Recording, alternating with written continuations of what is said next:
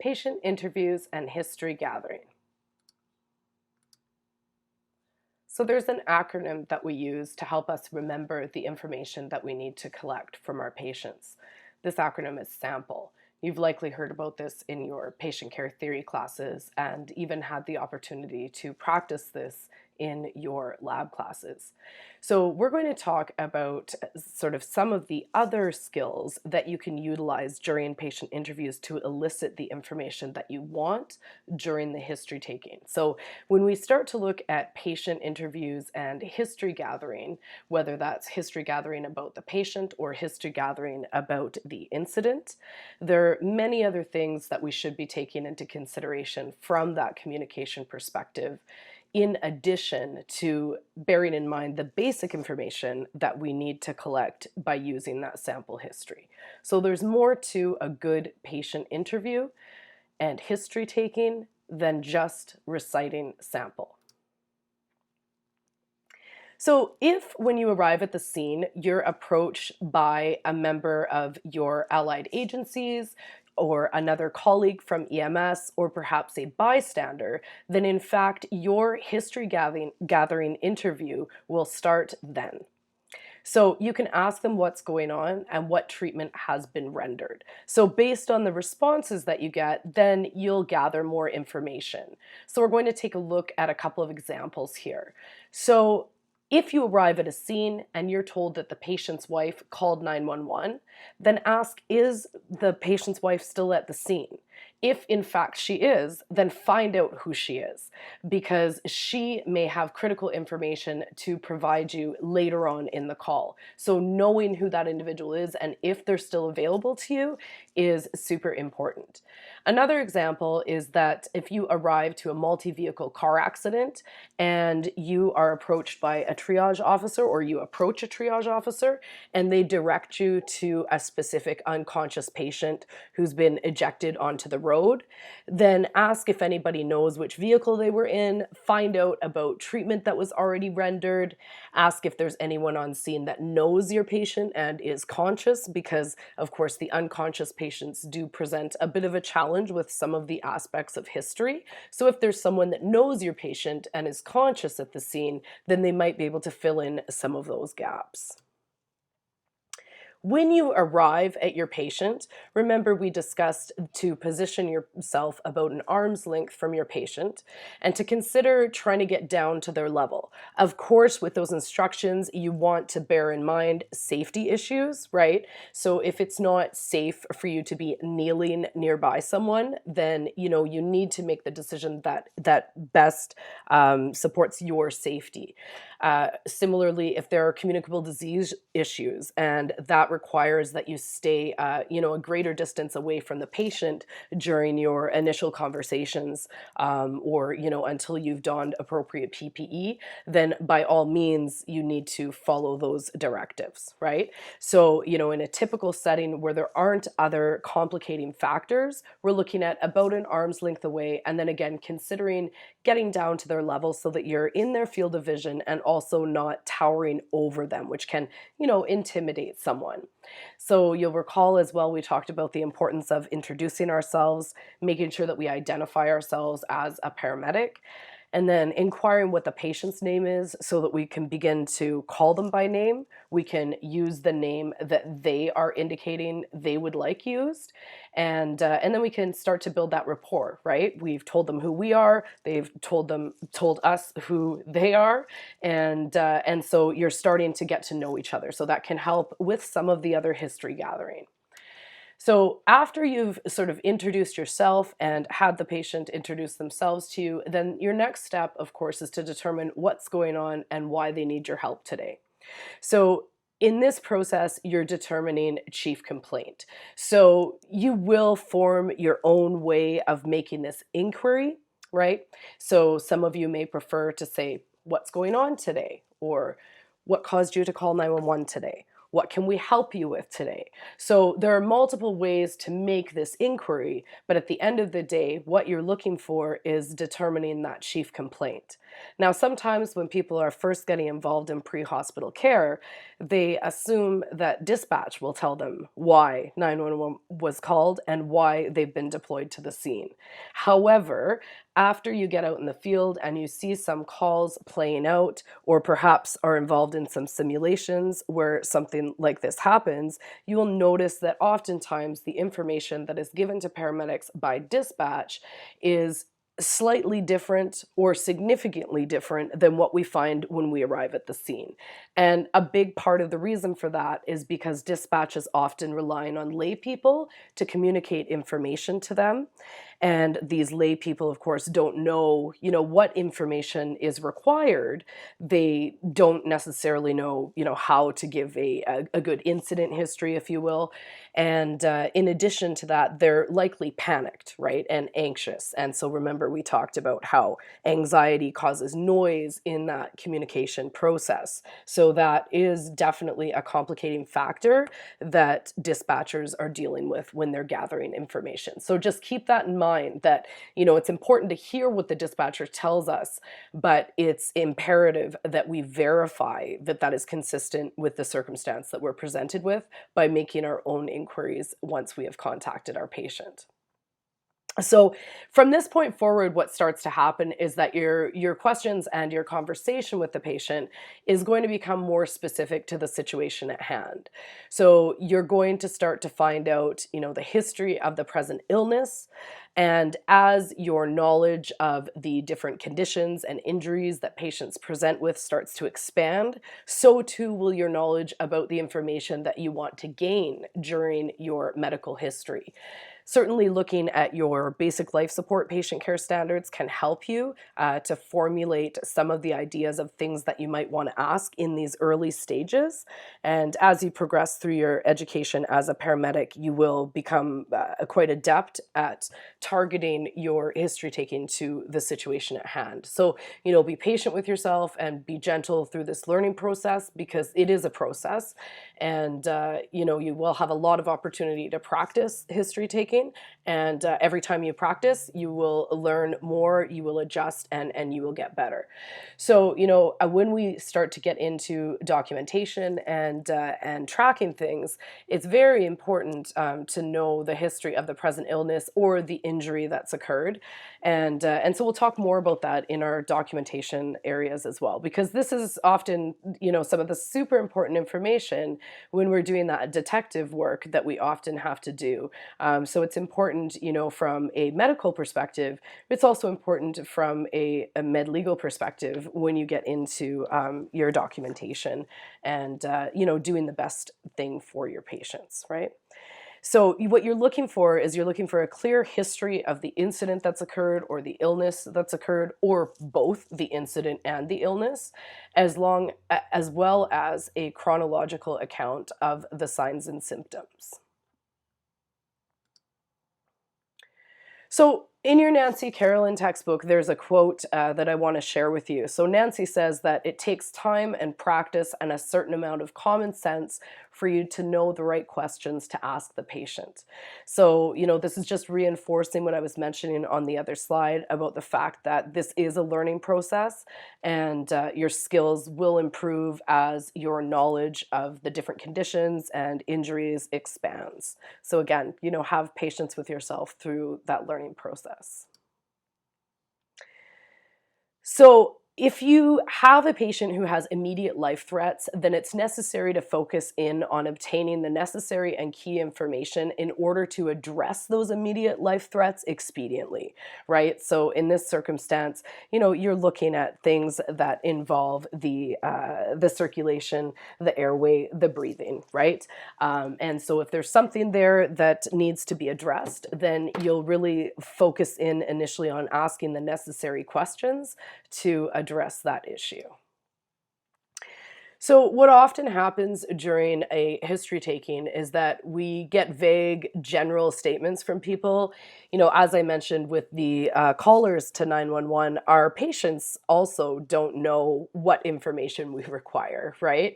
So, it is our challenge to take these vague general statements and translate them basically into some clear, precise statements that have meaning to us as paramedics and that we can, also reflect in our documentation later. So, an example of that is if a patient verbalizes to you, I always have headaches. So that is quite vague and general. It doesn't tell me anything about the headaches, the nature of the headaches, right? So I may want to ask questions to gather information about the pain that they are experiencing, right? Using sort of that OPQ or ST guideline. The other thing is, always is super vague, right? So what does always mean? It may mean something different to the patient than to the paramedic. So try and get that patient to clarify the frequency. So for example, I've had 3 severe headaches this week. And then exploring, what they mean by severe headaches, again, by delving into that OPQ or ST pain assessment. So here's another example of a sort of a vague statement that we need to ask questions to convert. My knee has been hurting forever, right? And so then the information that would be better for us is that they've had mild pain in their knee for the past 2 months. So what I'd like you to do is just take a few minutes and reflect on, what can take you from this first example to the second example. And we'll do a little discussion in class about that. So make some notes about this slide so that you'll be prepared to discuss that during our in-class activity. So, similarly to the headaches, when we hear that the patient is experiencing mild pain in their knee, then again, we'll want to explore more about this pain, right? And so using again that sort of OPQRST framework for pain. So as you know, there are different types of questions, right? We touched on this very briefly. So if the first one we're going to talk about here is open-ended questions. So the open-ended questions, as you may recall, these lead to the types of answers that we want to use paraphrasing with. We use these kinds of questions when we need to hear the whole story from someone. So oftentimes, an open-ended question will begin with the word how or what. The other thing that we're doing often with these questions is we're encouraging the patient to discuss issues of concern. So this can be really helpful for us as providers in order to get a complete understanding of what the patient is trying to explain to us. It's also good for gathering information on the prior events. So when you think about the incident history, then open-ended questions can be helpful there.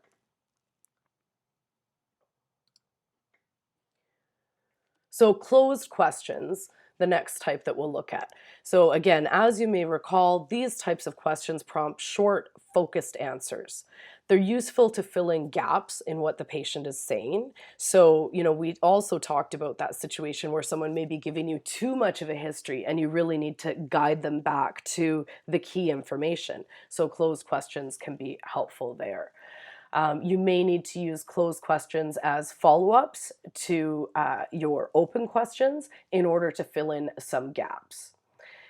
These types of questions can be useful for gathering information that's needed for your documentation as well.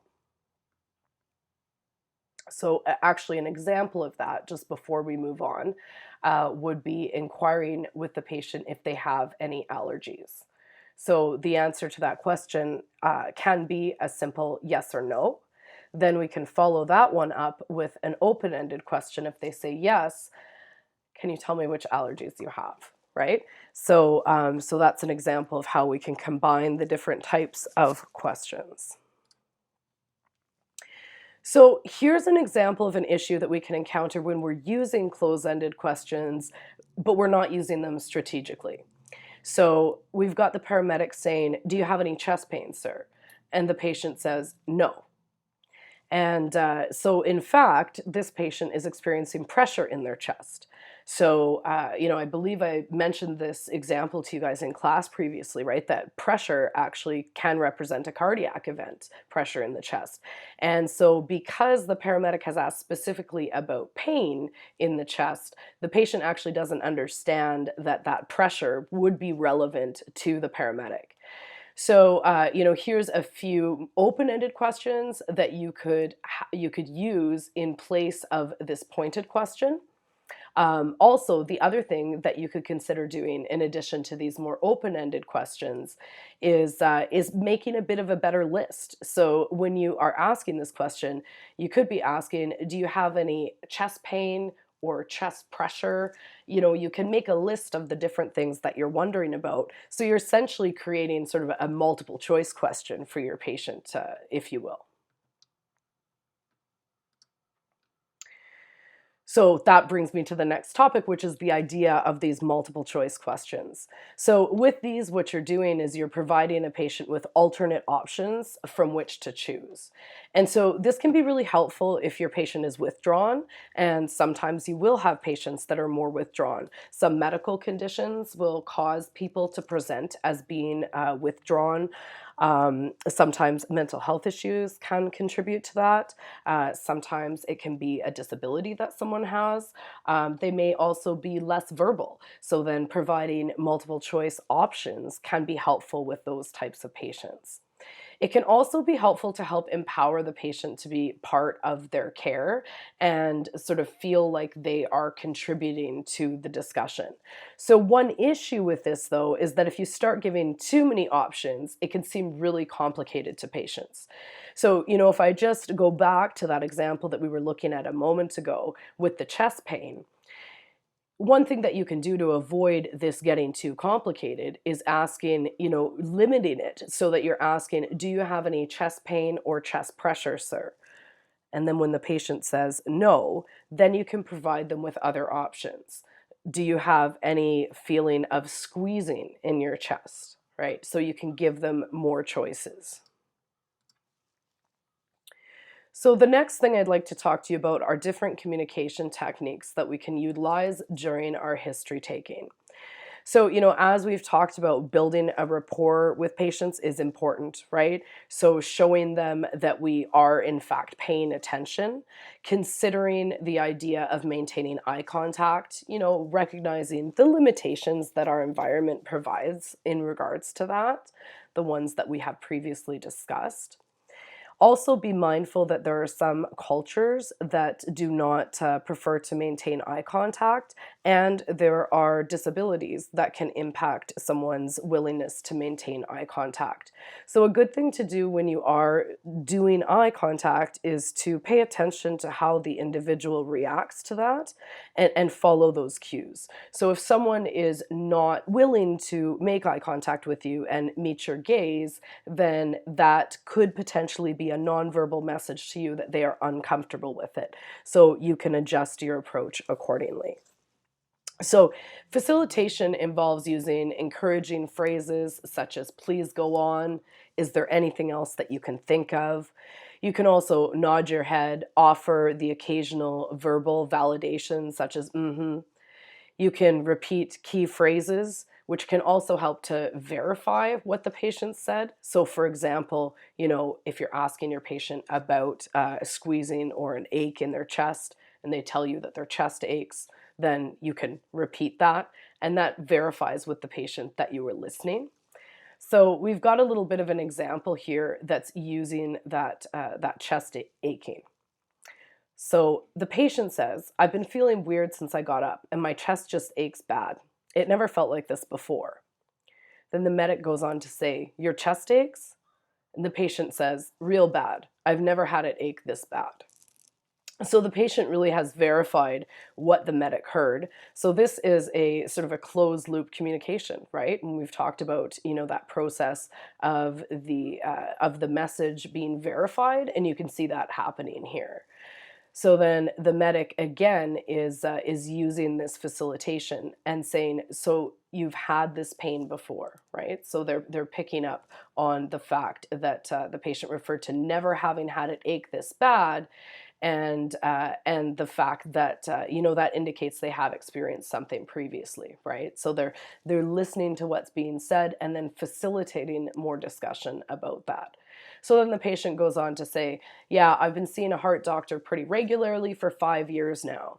It used to be I would get kind of a squeezing in my chest. I'd take one of my nitroglycerin and it would go away. But this is nothing like that, though. I took 2 nitro right away, and I'll bet it's been at least an hour with nothing having changed. Is this the big one? Am I going to die? So now we need to, of course, acknowledge, that the patient is experiencing anxiety, and help with therapeutic communications there. And we'll have, a module later in the semester where we'll talk about anxious patients as well. So when we're talking about reassurance, it's very important that we never make promises that we can't deliver, that we stick to factual information. Remember that something that you can default to is you can always tell the patient that you'll do your best for them and that they're in good hands, right? So here's an example of, sort of a response that's kind of a bit of a canned response that you can put in your communication toolbox to pull out when you have someone who is looking for reassurance, but you want to stay away from making promises that you can't deliver or providing false hope, right? So we think that she's very sick, but we're doing everything we possibly can to help. Right? So you're offering some reassurance, you're offering appropriate information, but you're not making any promises. Now, of course, if you consider privacy laws and confidentiality, is this an appropriate individual to be communicating that to, right? And those, of course, are discussions for MedLegal. So a couple other communication techniques are reflection and clarification. So when we are using reflection, what we're doing is we're reflecting back a word or a phrase that a patient has used by repeating it. And so we're doing this in order to encourage more detail, right? So this can help to eliminate bias in leading the patient.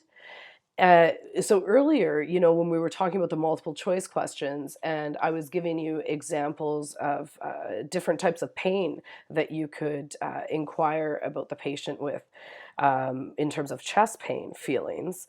One issue with using that strategy is that we are effectively, putting words in the patient's mouth. So, the preference is to have the patient kind of default to describing their pain in their own words without us necessarily having given them the list. But another thing that you will find when you get out in the field, and again, when you're working with simulated patients, is that people often struggle with describing pain if it's not something they've had to do before. So it is a situation where you sometimes get into offering, different options that they can select from. But, again, ideally, we'll try and limit that opportunity for bias by not sort of leading them. But like I said, sometimes you do have to get into, guiding the conversation in some way in order to elicit the right information for you to proceed with your differential diagnosis and your treatment. So here's an example of reflection in action. So the patient says, I couldn't catch my breath. And then the medic says, you could not catch your breath, Mrs. Slocum? And the patient says, my heart was beating so fast. I was so scared, and all of a sudden I was breathing super fast, and I just couldn't get enough air. So you can see how, the paramedic in this example of repeating what the patient has said, it caused the patient to expand. So the other technique we'll talk about on this slide is clarification. So it's super important that if something is unclear when you're doing your patient interview, or obtaining information, again, about the incident history, or the circumstances surrounding the call, that you ask for more information when something's unclear. So again, we have an example here. We've got a paramedic saying, what's going on today, Mrs. Henderson?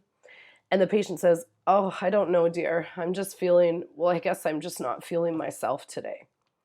So that's quite a vague statement, and it doesn't really help us to nail down the chief complaint, right?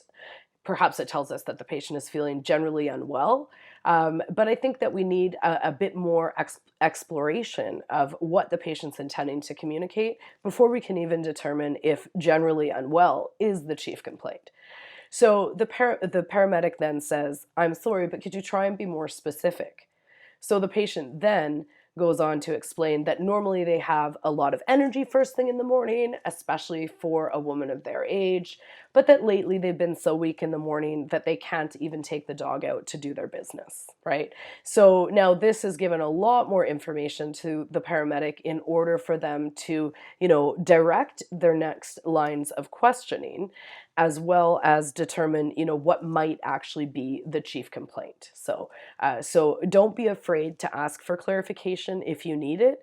It's a very important part of getting it right and being able to do the best for our patient. So an empathetic response is another very important communication technique for paramedics. So empathy is feeling what another person is feeling. So again, we have an example of a paramedic using a empathetic response technique here. So the paramedic says, "What is the reason you called for help today, Mrs. Ortis?" And the patient says, "I've just been horribly depressed." The paramedic says, "And why is that, Mrs. Ortis?" "My wife and 2 kids were shot and killed by a drunk driver 2 months ago, and I just can't get over it." The medic says, "I'm so very sorry for that, Mrs. Ortis. That seems so wrong to me." So one thing that you want to avoid when you are communicating empathy to someone is telling them that you understand how they feel. So sometimes we have a natural tendency to want to tell someone that in order to reassure them. But you should stay away from that because it is quite likely that you have never experienced the exact circumstance that the patient themselves is in, and therefore you cannot actually infer exactly what they are feeling, right? So for someone to hear that, it can actually feel invalidating to them. So it can create a bit of a barrier to that rapport, which of course is contrary to what you're trying to do, when you say that. So again, just remember that we will stay away from phrases such as, "I know how you feel." So confrontation is actually a communication technique. So, generally we try and avoid confrontation with our patients, right? But from time to time, we do end up in a circumstance where we need to actually confront somebody about something. In these situations, it's extremely important that you remain professional and non-judgmental in your communication as well as your behavior. So you also need to consider those nonverbal messages that you might be sending that we've talked about, right?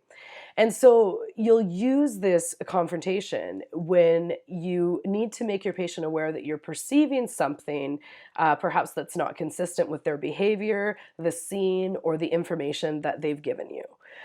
So, for example, you may be responding to a patient and you find that they are teary-eyed and distant, so you're noticing these sort of nonverbal things and the nuances in their communication with you, and that's making you concerned about the patient, but the patient is actually denying any medical complaints, and perhaps you were dispatched there based on a wellness check that came from a friend, right? So the patient saying that there's nothing wrong is inconsistent with the fact that they are behaving in a distant and withdrawn manner, that they're teary-eyed, and in the situation that we've set up for this example, it's likely inconsistent with the concerns that the friend had expressed, to your dispatch, or even possibly to you if the friend was on scene and maybe met you at the door. So this may be a situation where you need to utilize that confrontation technique. So we're going to take that example now and we're going to look at a script for it. So the medic says, "I notice that you have tears in your eyes. Are you sure there's not anything that we can help you with today?" So then that prompts the patient in this example to say a little bit more. So they say, "I don't think so. My life just sucks. I don't think you can fix that for me." So then the medic asks, "Are you considering suicide?" And so some of you will have taken Safe Talk. Some of you, unfortunately, won't have had an opportunity to take the Safe Talk program before the pandemic occurred. So, hopefully we're able to assist you in getting access to that Safe Talk program when the pandemic is done. We will be doing a module later in the semester where we specifically focus on how to communicate with patients that are suicidal. And so one of the reasons I've sort of deviated from the script here is just to emphasize that, in fact, directly asking someone is a recommended communication practice. So for anyone that hasn't had Safe Talk or sort of, had any of these discussions about how to communicate with someone who may be experiencing suicidal ideations in the past, that can seem very abrupt. So I just kind of wanted to have that sidebar. So going back to our script, right? The patient had communicated to the paramedic, I don't think so. My life just sucks. I don't think you can fix that for me, right? And then the patient inquires, are you considering suicide? Then the patient says, I'm thinking that may be the best thing. I just can't take it anymore. The paramedic then goes on to say, have you made plans on how you're going to do it? And again, this is consistent with recommendations for how we will communicate with suicidal patients. So like I said, we're going to look at that. So privacy. Of course, patient privacy is important during interviews, right? It's kind of a treat others how you would like to be treated situation, right? Most of us would appreciate our medical information being kept as private as possible. And, as you're learning about in your other classes, there are, things that create a situation where, in fact, maintaining privacy is part of our duty of care as paramedics, right? So, keep that in mind when you're interviewing your patient. Don't hesitate to ask other people to step away while you speak privately with your patient. That can be part of taking control of that scene. If you're going to be asking personal questions, which typically we do as part of medical history taking, then by maintaining privacy, you're actually increasing the probability of getting accurate answers. So this, again, helps to contribute to the rapport with your patient, and it encourages open and honest communication, which is, of course, important, again, for us to be able to provide the best care to our patients. So remember that it's important when we are speaking with our patients as well as bystanders and other non-medical personnel at the scene to stick to common terms, stay away from medical terminology or EMS style jargon, because that will hamper that communication, right? So sticking to common terms, keeping your questions and your statements sort of simple and, adjusting to your patient as you go, right? You may have a patient who discloses to you, just a little bit into the patient interview that they're a healthcare provider too. If that happens, then, you can consider using medical terms that may help to build that rapport with that patient, right? That's, of course, an exception to the rule, but that's an example of how we will adapt to the communication with our patient, right? If your patient is becoming confused by your questions, then consider, can you simplify these questions, right? Because everyone is unique, every patient is unique, and so the communication that needs to take place is unique as well, right? That communication dynamic between the provider and the patient is really unique to every encounter, and it's something that we constantly need to adjust to.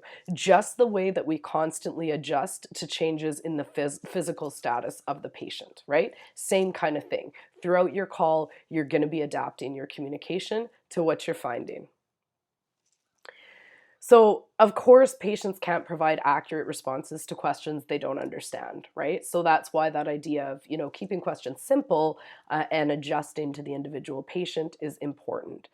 Make sure that you're only asking one question at a time and allow the patient the space to respond, right? Because if you ask multiple questions in sequence, a couple different things happen. The first thing that happens is it can feel confusing and overwhelming for the recipient of the information, right? So we're now having a breakdown in that communication process or that communication loop, right?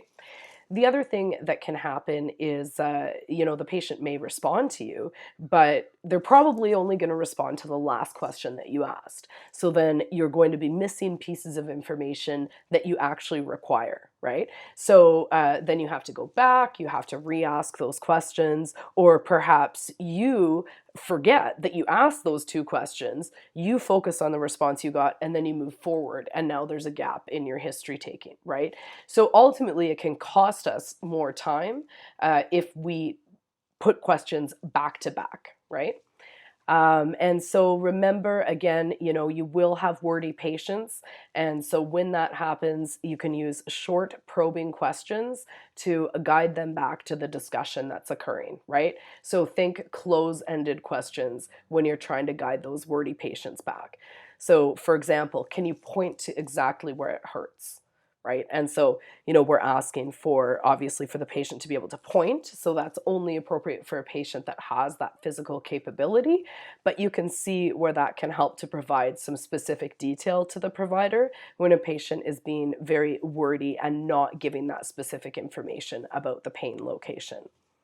So here's another example. What time did your chest pain begin this morning? So that's an example of a close-ended question that isn't going to elicit a yes or no answer, but it is going to elicit, a specific short answer, such as 9 o'clock this morning or 3 o'clock in the morning, right? So it's sort of a short answer.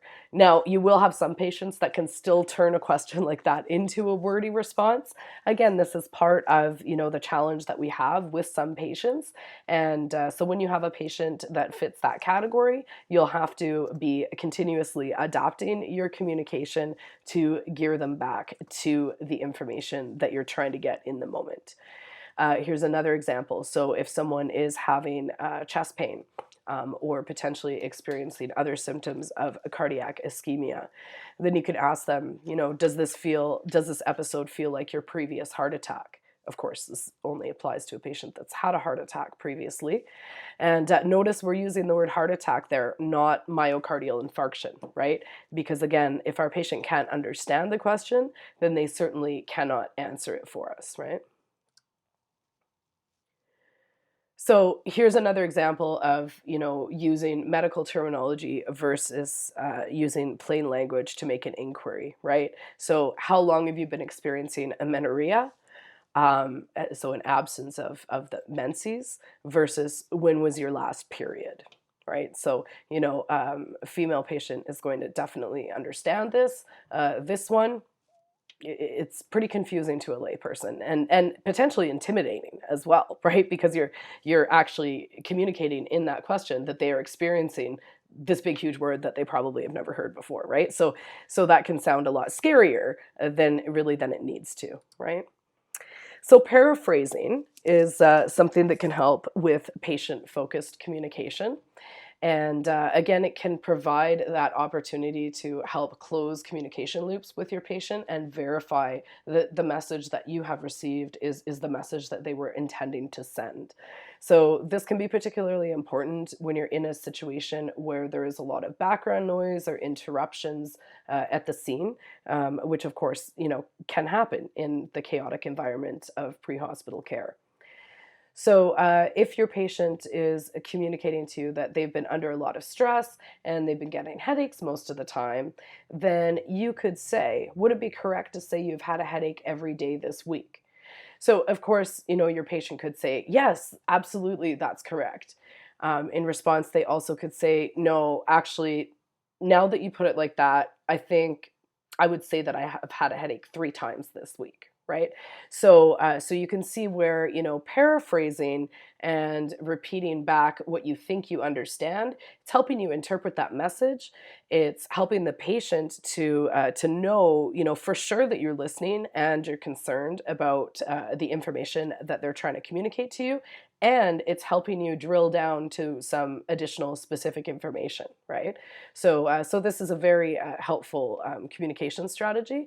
So again, this can be super helpful, this idea of paraphrasing in between crew members when you're communicating with, people that are on your team, right? Whether that's allied agency members or whether that's other people involved in the EMS team at a scene, right? So you can use paraphrasing to verify that that the communication has taken place properly, and recall that that is actually part of that closed loop communication that we've discussed. So again, what this does, right? It gives that patient an opportunity to hear what their words sound like. So sometimes when somebody hears something repeated back, they realize, oh, wait, no, that is what I said, but it's not actually what I meant, right? And so, that's awesome if that happens, because it's helping you get to the root of things and drill down to that necessary information. So one thing that is important to keep in mind is that, this strategy can get irritating if it's used too much.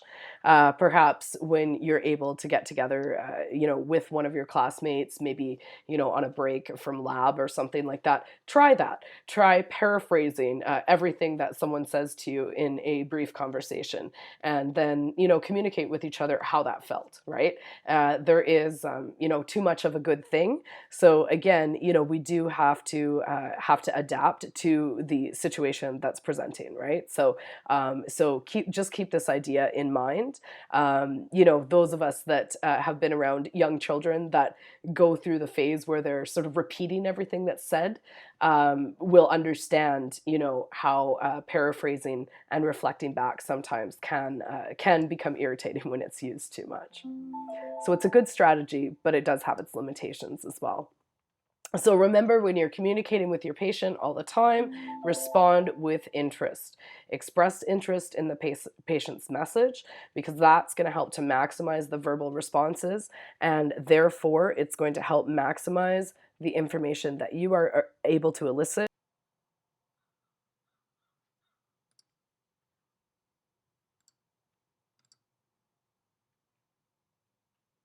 So remember, during your patient interviews, to be mindful of your own nonverbal cues as well as nonverbal cues that your patient is giving you, right? So we need to, of course, be mindful of our facial expression. Sometimes, patients will tell us things that are horrifying or hilarious, or, that cause maybe other reactions within us as providers. So it's important, that you remember the discussions that we've had about maintaining a calm external effect, and be respectful, and do not sort of display those reactions non-verbally, right? So somewhere that sometimes we can show how we're feeling inadvertently is in our facial expression. So be mindful of that, right? Heavy sighs and things like that, of course, as the provider, you want to stay away from that kind of communication with your patients. Is simply not appropriate, right? But you also need to pay attention to these nonverbal cues in your patient, right? And we had that example where we had the patient that was teary-eyed and withdrawn, right? And so that was a great example that sort of shows us how those nonverbal cues tipped the paramedic in that example off to the fact that something else was going on. So another circumstance where nonverbal cues from patients will be very important are aggressive gestures. And we will have a module later in the semester where we're going to talk about patients that are becoming violent or threatening violence. So we'll talk more about the aggressive gestures to look out for. In the meantime, if you're curious, certainly your textbook your Nancy Carolyn textbook would contain some information about that. So similarly, if your patient is displaying nonverbal cues like heavy sighing, right? That's similar to the tearing up that we saw in that other example. So you may want to explore a little more about how they're feeling, what's going on. Those heavy sighs could be indicators of exasperation, frustration, fatigue, right? So, what's behind that physical sort of movement and sound that they're making, right? So, remember that your patient may not express themselves directly, right? So you can verbalize things that are implied.